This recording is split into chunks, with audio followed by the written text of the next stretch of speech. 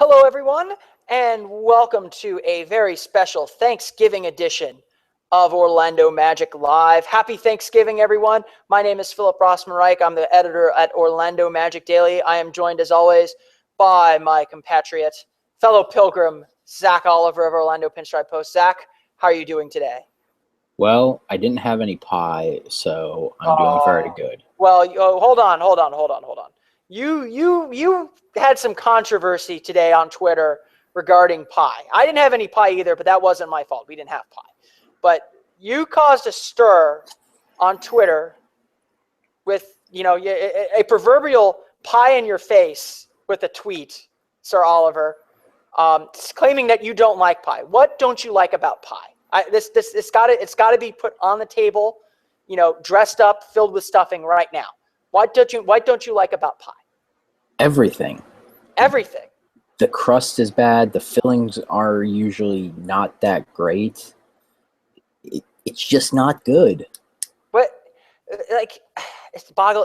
I mean, I'm not the biggest pie person either, but I like pie. You have a good key lime pie. It's nice. It's like mixing the best parts of like ice cream, pudding, and cake all in one dessert. How can you hate that? I guess I hate things that people love. You do. That part we know to be true, but you got to. But where's your Thanksgiving spirit, man? Where's your Thanksgiving spirit? Next thing you're going to tell me is you had steak instead of turkey. Well. Wait. Did we both not have turkey today? No, I made a delicious turkey and enjoyed it with my pillowy mashed potatoes that I made. So excellent. Well, but enough about the food. Yes. We don't want to put people to sleep more than we already do. Yes, I'm sure everyone watching this live, all one of you, two of you now, are completely in a food coma. You want to hear some Orlando Magic talk, and we got a lot to talk about this week. It was a little bit of a crazy week for the Magic since we last spoke last Thursday. The Magic had a game Monday against the Cavs. They played against the Kings Saturday. Looked really, really, really shaky in both, and then boom, lineup change for Wednesday night's game against the New York Knicks. What did you think of the move to bench Victor Oladipo? It seemed like, for a lot of people, it came out of nowhere because, Victor Oladipo is supposed to be the guy. Yeah. First off, thanks to the NBA for that 5 o'clock start time on Saturday. That was actually pretty nice. Not getting home at midnight. And I imagine that you enjoyed getting to bed before 4:09 a.m. Yeah, I think that day I got to bed at around 1. It was very, very nice. It was nice to leave the arena before like 11 p.m. Yeah, it was nice to leave knowing that we could actually still go do something if we so had lives. chose. If we had lives, we would have done something. But alas. We talked about this. I thought that moving Victor to the bench was something they could do. I mean, everything was on the table. I thought that the only two that were really safe were Evan Fournier and Tobias Harris. I said on our good friend Danny Thompson's radio show on Wednesday night that I thought that they should bench Elfrid Payton and Nikola Vucevic because I didn't think either one of them had been playing very well. I thought that they just needed to get some energy out there, get Dwayne Dedmon out there, get Channing Frye out there, open things up. And, we saw they play with Dwayne Dedmon. Skiles went ahead and went with Oladipo coming off the bench. It makes sense. I mean, they need a stabilizing factor on the bench. And I know that I kind of wrote about that last night. I imagine that you wrote something. I wrote multiple things. Very close to that as well. I haven't caught up on my Magic reading for the day because I've been that's completely excusable. In the kitchen all day. But, I think that the Oladipo move makes sense now. And, Scott Skiles said it before last night's game. This legitimately could change tomorrow night. Yeah. I mean, they're not going to go win 15 straight. If they do, then Scott Skiles needs to be crowned. Coach of the Year right then, and Channing Frye deserves to win Most Valuable Player. Yes. Yeah, there are two ways Skiles could have gone with this lineup change. And the fact that Monday after they lost to the Cavs, and losing to the Cavs I don't think was quite a big deal. It was just kind of that the Cavs just kind of lazed through the game and still beat them by 20. They just kind of did. Like LeBron was just kind of half dribbling. Like, I don't want to say he was not trying, but he was kind of dribbling half, through half pace and just picking apart the Magic defense. There was no energy. There was no, aggressiveness that Skiles wants to see from the team. And so for him to come out after the game, Monday night and say publicly, I mean, this is something that I don't think's happened with the Magic since Stan Van Gundy left, to say publicly, we need to change the lineup. Everything's on the table. I don't know what's going to change, but something needs to change. Like, that should have raised everyone's antennas up a little bit. And then to actually change the lineup by taking Oladipo out of the starting lineup, even saying, up to game time saying, Oladipo's done everything we've asked him to do. He's, we want to be a defensive team, and he's our best defender, but hey, you're going to come off the bench now. Like, to me, that sent such a huge message to the team as a whole. And there were really two ways that Skiles could have done this lineup change. He could have done something like he did that had a little bit maybe more permanence to it because it kept balance with the starters and the bench and would help them win games. Or he could have done something punitive, which is I think maybe a little bit more what you're looking at, because I tend to agree Elfrid and Vucevic have been two of the more inconsistent players on the team as far as their effort and intensity. I mean, they still produce, it seems, but that might have worked last year or the year before, but it doesn't work this year when the team's trying to win games.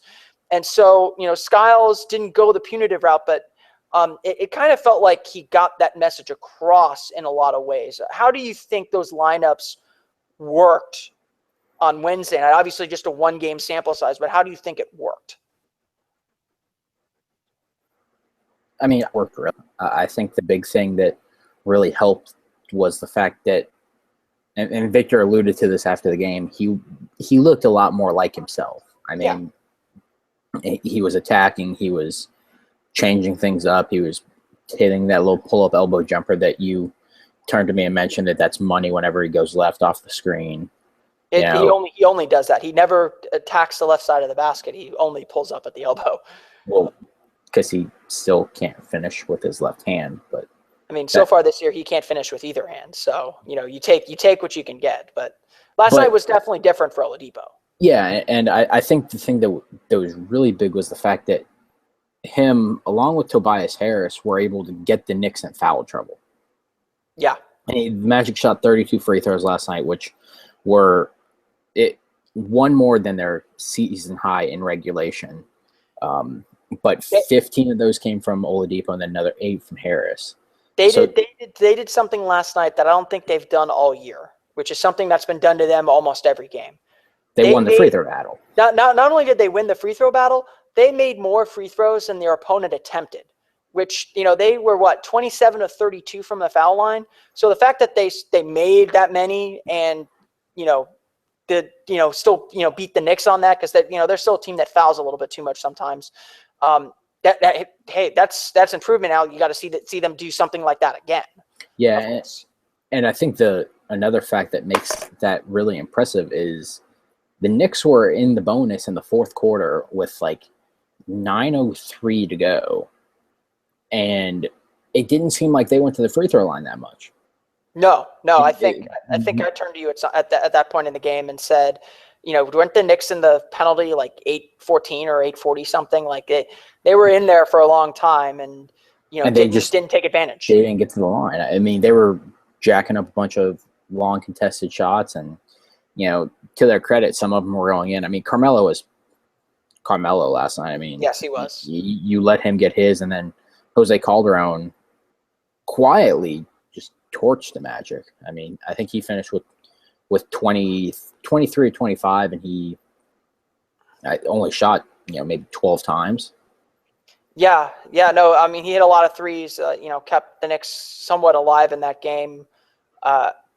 Generally, even with Carmelo playing as well as he did, I thought the Magic did a pretty good job on him in general, like obviously he's Carmelo Anthony. He still shot pretty efficiently. He got to the line, did a lot of good things. But I thought Tobias Harris especially did a really good job on him early. He looked really dialed in, set a tone defensively that really made them better.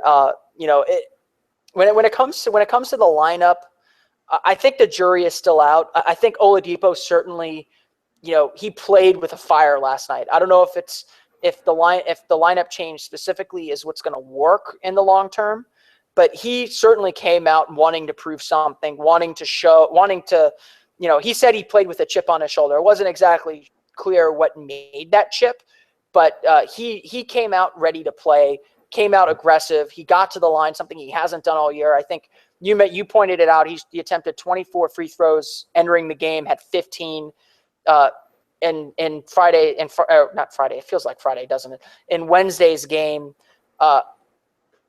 he just hasn't played that aggressively and that effectively all year. And so to see that confidence return was really good. Now, does this starting lineup work again Friday against Milwaukee? That's the part I was big when I was looking into whether a lineup change was going to be made and exactly what it was going to be. I was big into this lineup because of all the lineups that had played, just the data that we had, this lineup had proven to be relatively effective against Utah and Washington when Victor Oladipo was out with the concussion. This lineup was the Magic's most effective lineup, and they played a relatively significant amount of time, about 33 minutes. Wednesday, I thought they were a little shaky. They just kind of kept the boat steady, and Oladipo and the Knicks' terrible bench really helped the team push ahead and stay ahead. They did a lot of things to keep the lead and maintain the lead, but they didn't necessarily get the team off to the best start in either half. And so I'm curious, did the lineup change solve the problem necessarily for this Magic team? I don't think so, but again, it's one game, and the Knicks did a lot of things that I thought were good against that lineup. I think one thing that both of us had readers and commenters and what have you, our lovely audience. Yes, our fantastic audience out there say to us throughout the day was that they felt that Aaron Gordon should be starting. And, there was a lot of talk about, well, look, Channing Frye and Nick Vucevic didn't work defensively last year. It's not going to work this year. I thought that they were fine on that end. And, on Aaron, you and I both agree, he's just not ready. And Channing can bring to this team is more beneficial than what Aaron can right now, because their defense is going to be fine. I think that we're getting to the point where their defense can be fine. There's going to be nights when they're playing a really good team where they get beat. That happened on Monday night, but it's hard to guard that Cavs team. Yeah. And especially, and I think one of the reasons we all saw that the Magic needed to make some type of lineup change, and this is where I'm really interested with what's going to happen Friday night against the Bucks. One of the reasons I think we all saw that the Magic needed to make some type of lineup change, or at least in that game make a lineup change, Evan Fournier guarding LeBron James was just a disaster.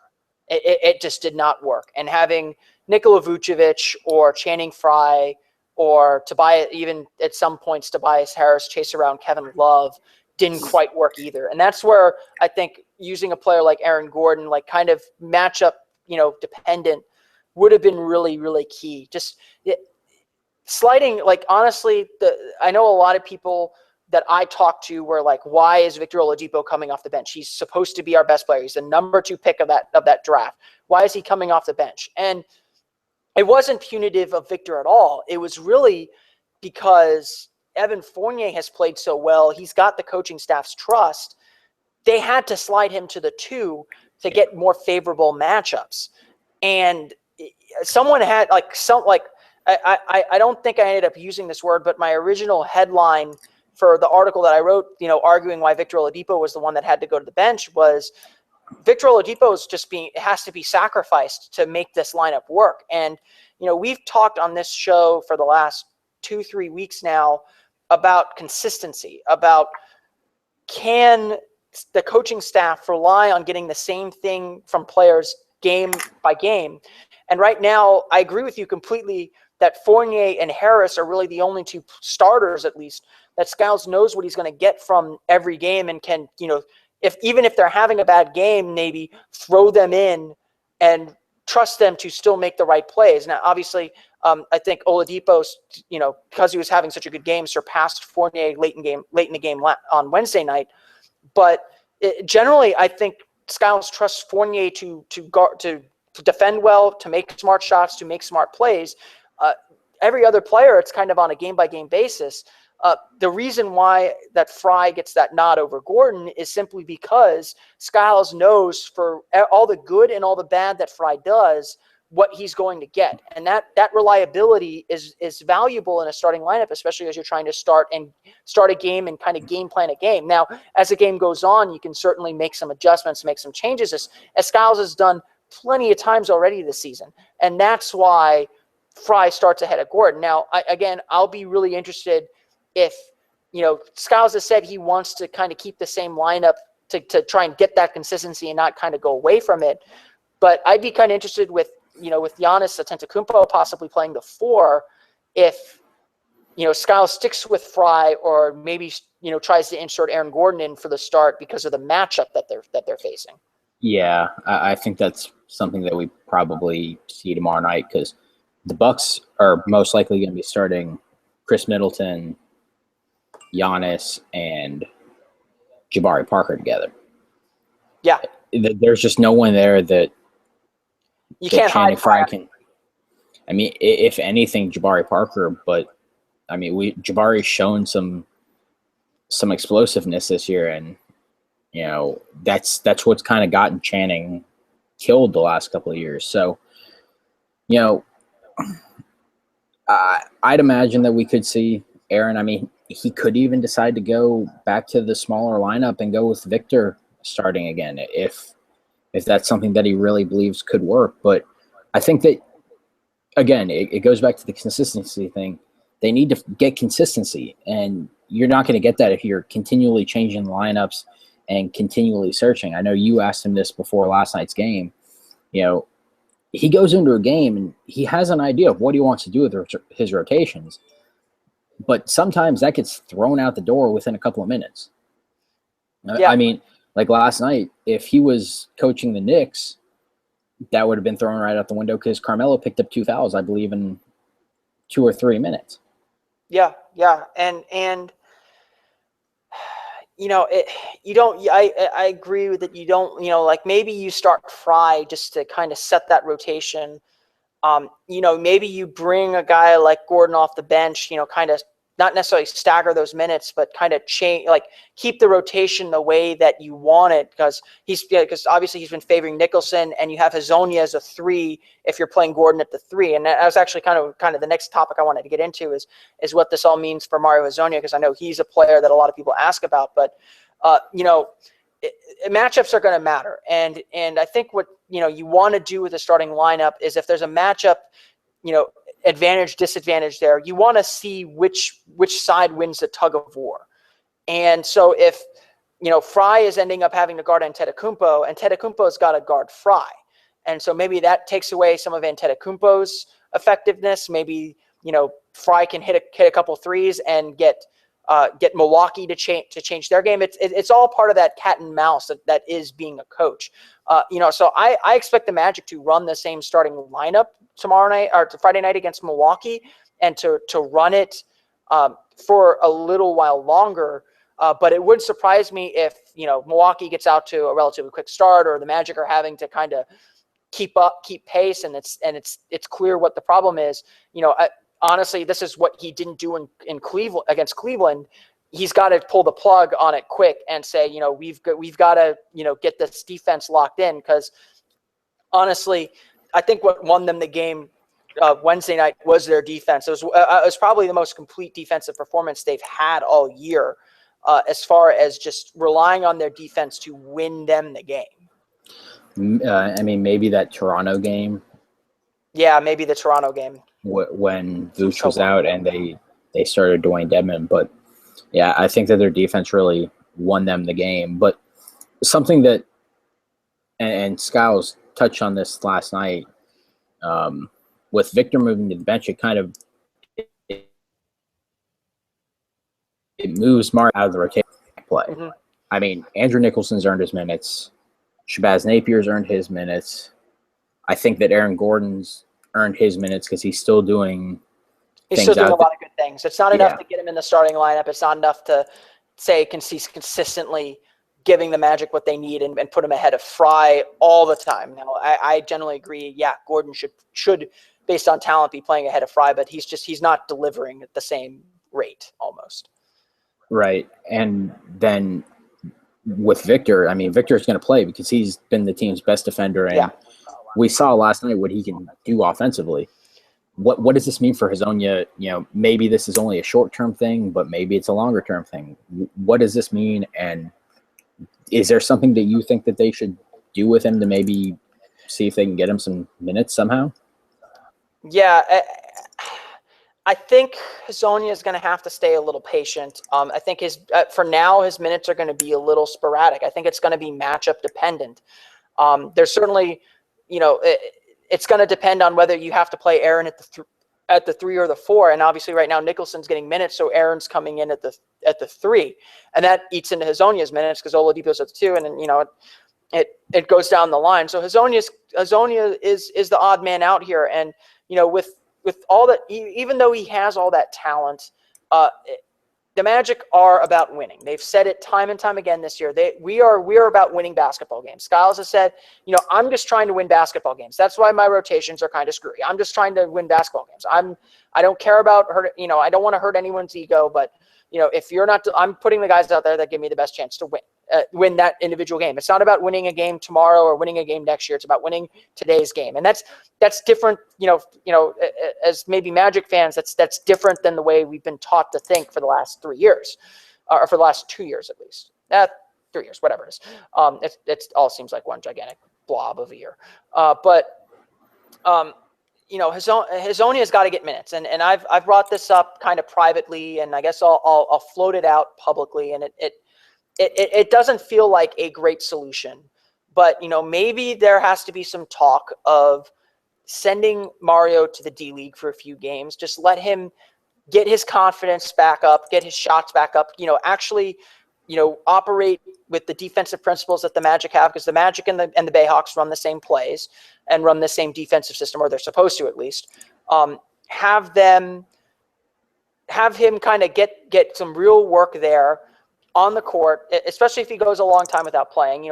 I don't know exactly when you do it because you want him to be part of the team, and if the team is practicing, you'll get more out of practicing against NBA players than against D League players.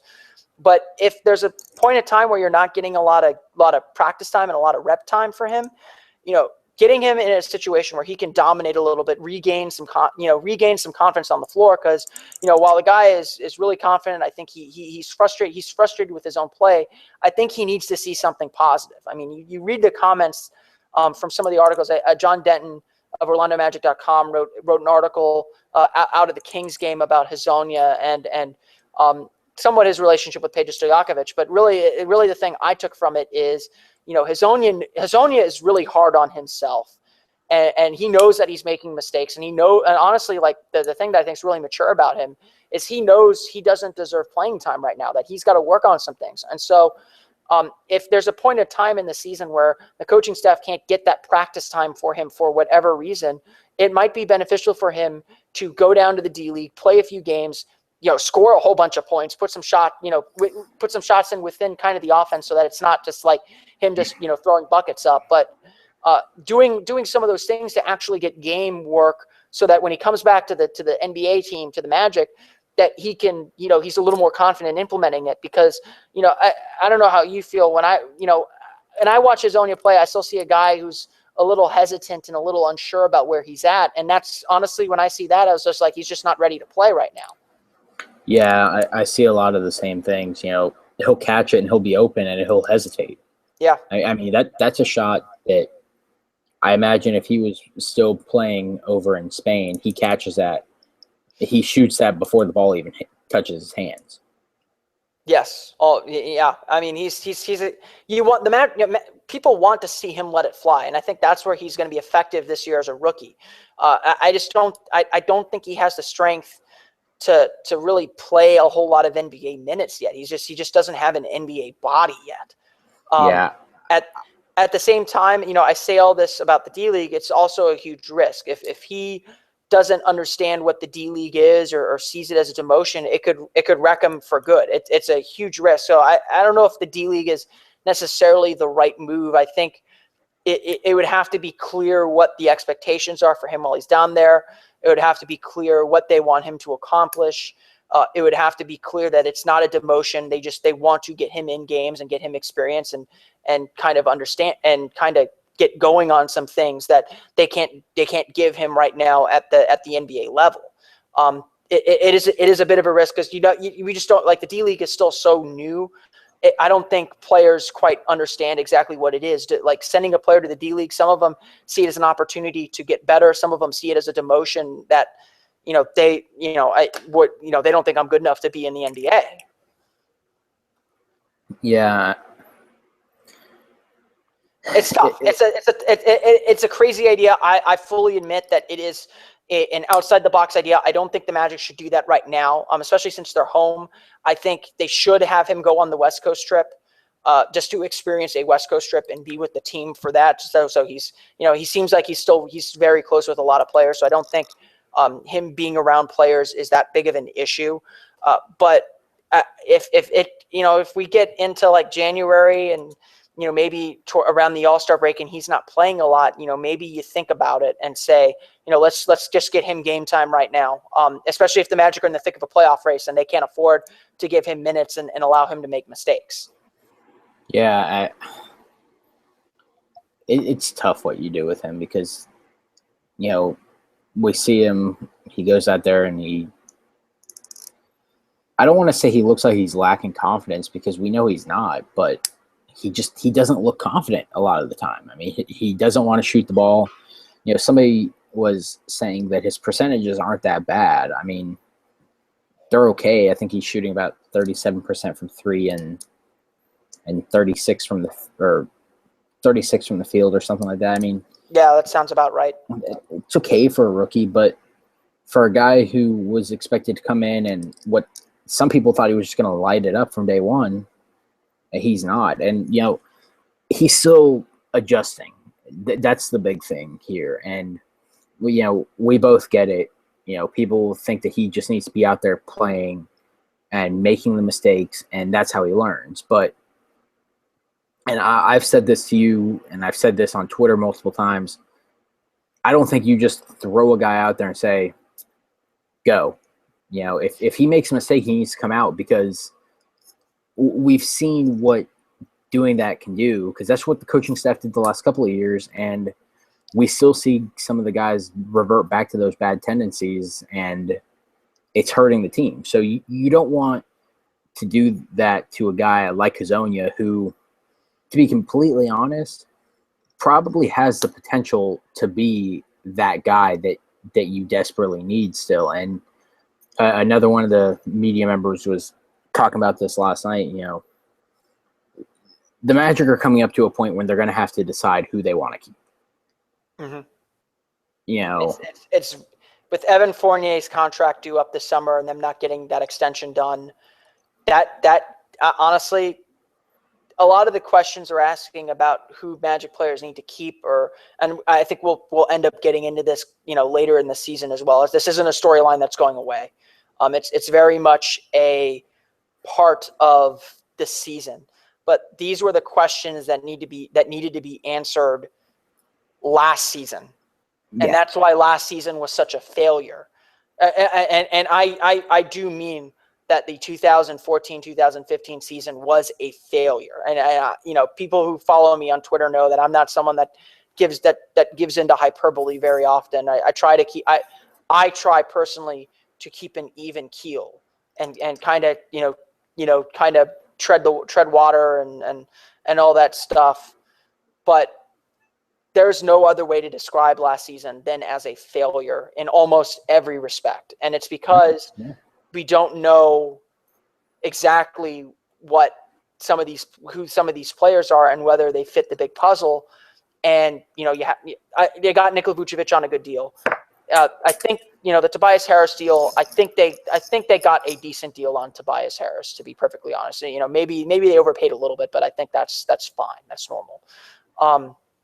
Again, like maybe they overpaid, but it doesn't look as bad with the salary cap ballooning to yes $750 million in 2 years. Yes, and so you can't pay all these guys. Like the Magic, honestly, the Magic I think did make a decision somewhat on Tobias Harris. They went after Paul Millsap to essentially replace him. I think if the Magic get Paul Millsap, and again, how real was Paul Millsap? Who knows?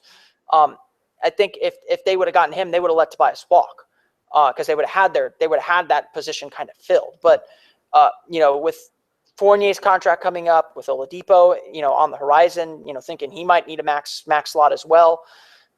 They have to make decisions on guys, and they moved on Mo, they moved on Kyle, but there's going to be a big player that's going to be left out of this equation, and that's because Mario's waiting in the wings. That's because they got to choose. I think they got to essentially choose between. I mean, this is again something that we can discuss later on in the year, but they've got to essentially choose between Vic and Fournier. And Fournier made that. I think they made their decision, or they thought they made their decision, and then Fournier's play has somewhat changed that a little bit. And obviously, if you talked last year, there would have been no chance that they bench Oladipo in favor of Fournier. But Fournier has given them the best chance to win. He's thriving in the system, and they have to keep him. They have to keep him in. They have to maximize his potential because he's the one delivering for them when Oladipo has been somewhat inefficient. And so,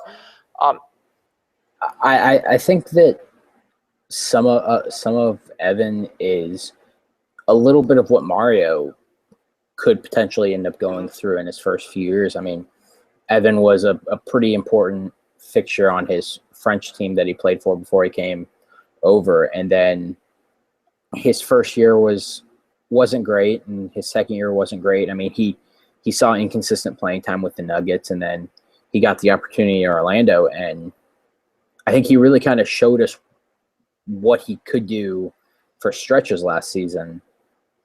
But then the hip injury derailed him, and now he's just come out guns a-blazing, and he's showing that maybe he's the guy that you end up keeping over Victor Oladipo. But again, it's way too early to be talking about that.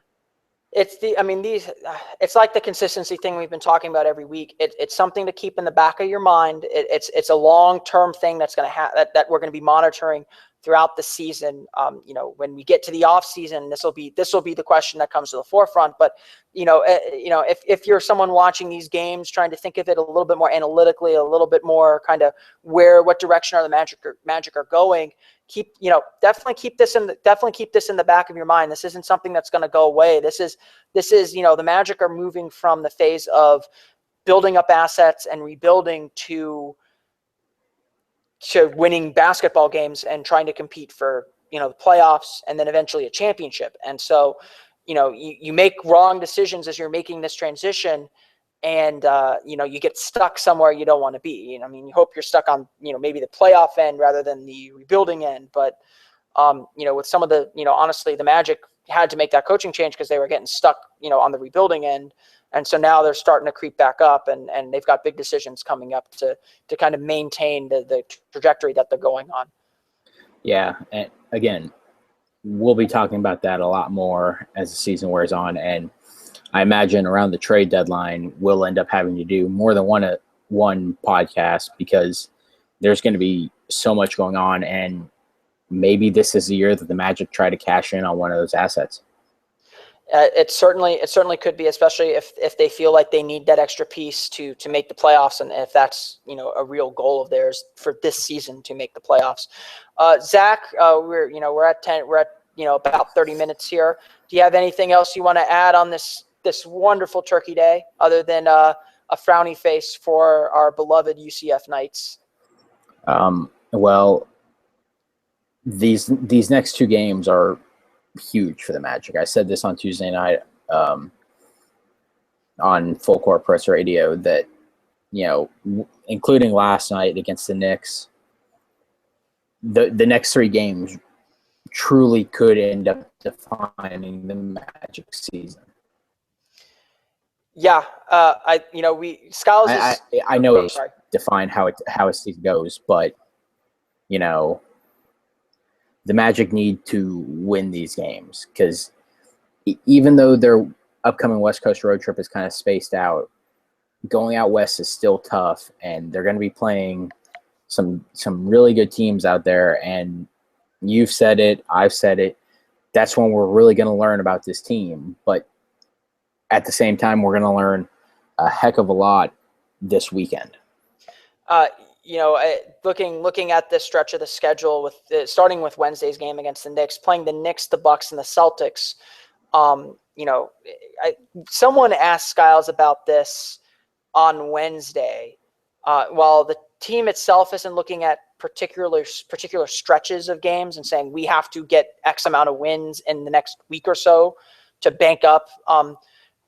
At the same time, they also they're taking things game by game. They're focusing on the game at hand because they're not good enough to say we need to win 2 of the next 3 to set ourselves up for the road trip.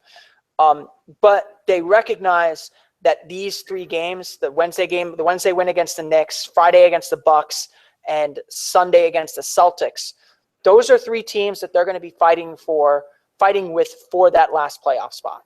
And they, like Skiles said, we know that those are games that we have to, try and win, as much as any other, at least, because that determines tiebreakers. That determines, a whole bunch of other things. And Skiles should know more than anyone in Magic history.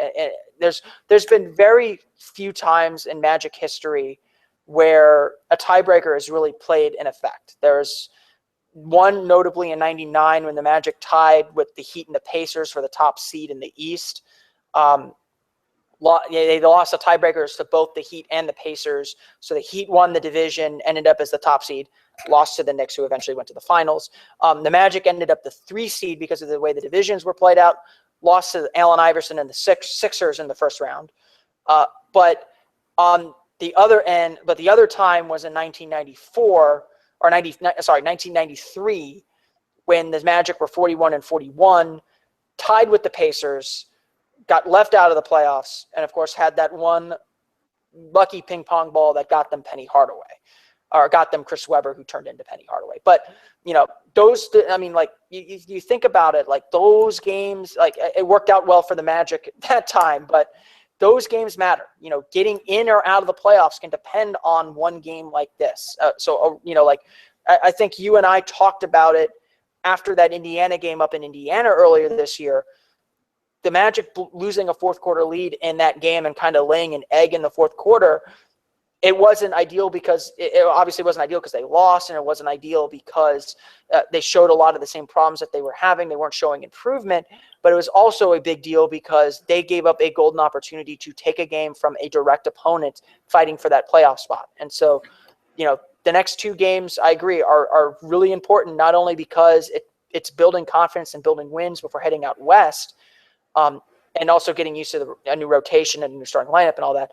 It's also big to build that resume or build, that tiebreaker that you need, should you need it later on in the year in March and April, if this team is going to compete for a playoff spot. So, we'll see if they matter. Those matter in the end, but I agree. I think these next 2 games are vitally important, and winning 2 of the 3. If they split the next 2 games, I think it would generally be a pretty successful homestand there.